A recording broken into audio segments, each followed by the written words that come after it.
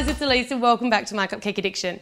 On today's episode, I'm showing you how to make an amazing rainbow checkerboard effect inside your cake. So on the outside, it's rather unassuming, and when you cut in, it is an absolute carnival of color. Let's get started.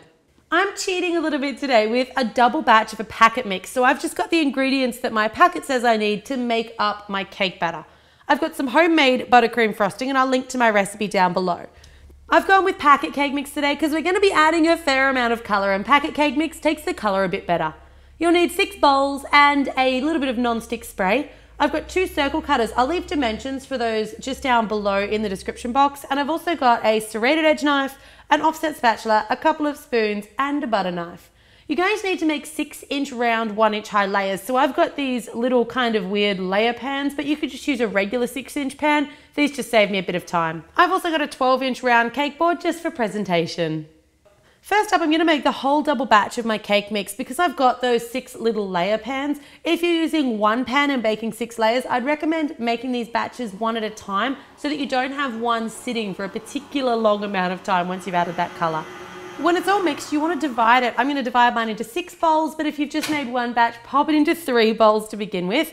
And you can decide here how bright or how pastel you want your colors to be. I want really bright, so I'm adding a fair amount of food coloring to each of those and really making sure that it's mixed through thoroughly. I popped each of my different colored batters into Ziploc bags, which just makes life a little bit easier. Really generously spray your little baking tins, and then I use the Ziploc bag to pipe in my mixture. You can just spoon it in, but the Ziploc bags make sure that you get a really nice even distribution, and you really want a fair amount of batter because you want to make sure that you get nice 1-inch high layers here. Flatten them off with the back of a spoon and then off into the oven they go. They're not going to take the full amount of cook time. Mine only took about 14 minutes for these short layers to bake. Repeat that with all of your colors and let all of your layers cool on a wire rack until they are completely cool. They can't even be a little bit warm here. With layer cakes, I like to pop mine into the freezer for about an hour or so they're actually a little bit firm to work with. I find that it stops them from crumbling when they're really freshly made. So now I'm just taking my serrated edge knife and I'm just cutting along sort of 3 at a time because I really want these to all be nice, even layers, and it's pretty important that they're all about the same height for our checkerboard effect to work. Once you've cut the tops off them all, flip them over, and you can see because of that non-stick spray, you've got a little bit of a brown bottom, so really thinly trim off any brown edges, any brown bottom that you can see there, so all you've got is gorgeous, vibrant color. Once they're all nicely trimmed, you want to take your red, orange and yellow, and I stack them on top of each other, and then I'm cutting around the edges, once again just getting rid of any brown and making them all nice and even. I've chosen to do my checkerboard with red, orange and yellow together, and then purple, green and blue together for my various layers. Once you've got all of your layers ready, you want to take your circle cutters. So you know the dimensions of mine from the tools and equipment down below, but you may need to adjust this a little bit if your cakes have come out slightly bigger or slightly smaller.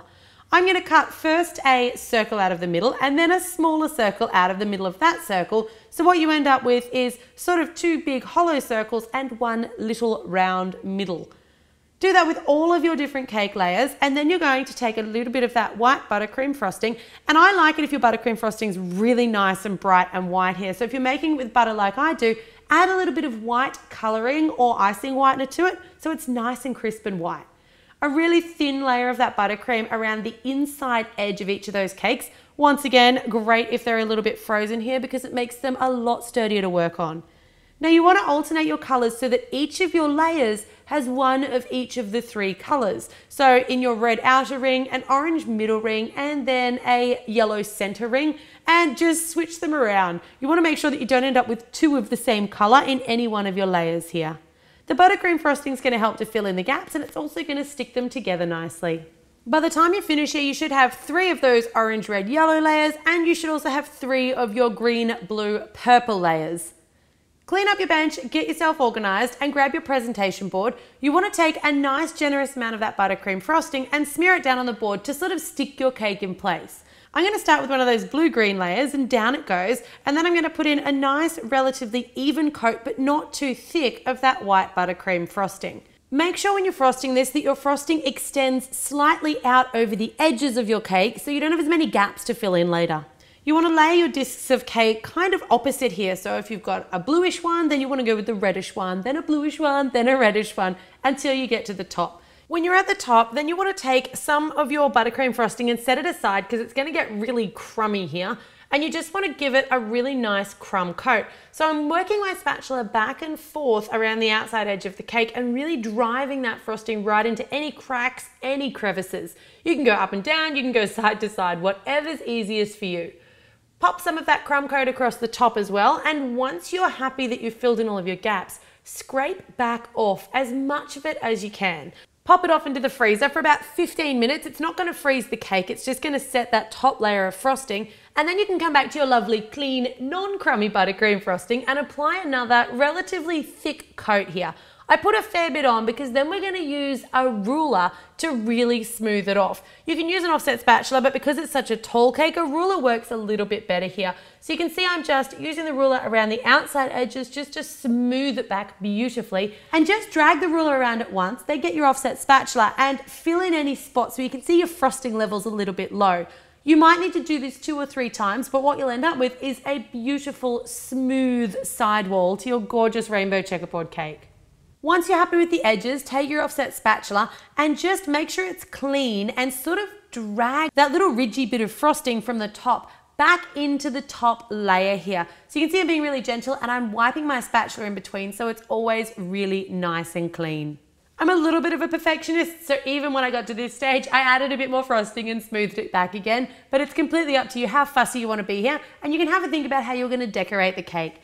I'm going to leave this one today plain white because when you actually take a slice out of your rainbow checkerboard cake, that is what you're going to see inside. It's an absolute gorgeous carnival of color in there. I love all the little individual cubes. If you guys are looking for some cool ways to decorate this cake, make sure you check out the MyCupcakeAddiction YouTube channel. There are literally hundreds of fabulous ideas there. As always, guys, thanks very much for tuning in to My Cupcake Addiction.